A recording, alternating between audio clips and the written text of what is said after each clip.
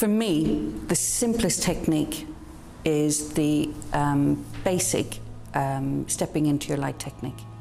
And normally with a client, I use dowsing rods, and I would measure a client's aura. And it would show the aura as being distorted or excessively extended. But with this technique, if you can visualize yourself as a tree, a beautiful tree that's grown out of the earth, and carved into that tree, into the trunk of the tree, is an image of you for every age and stage of your life, including baby you and fetal you. So if you're 30 years of age, there would be 30 plus 2. So that would be 32 images of you carved in. And if you like to think of it like a totem pole, and then right in the center of that tree trunk, right in the middle of your heart center, is the most beautiful stream of light. And if you can visualize yourself stepping into that light and inviting each and every aspect of you, you're stepping into your stream of consciousness, stepping right into your light.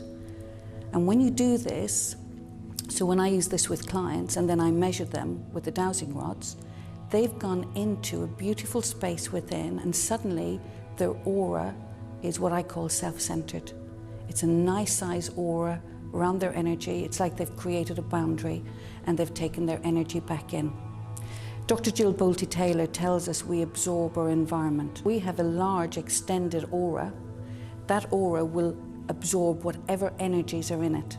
So whether there's an argument happening 10 feet away from you, or whether there's a debate happening 2 feet away from you, that will be in your energy, and we absorb it in. So the more you can bring your energy in and stand in your core light, in your stream of consciousness, your energy is going into you. And I found for me that when I come from my place of power within, that's when I'm of more help to other people.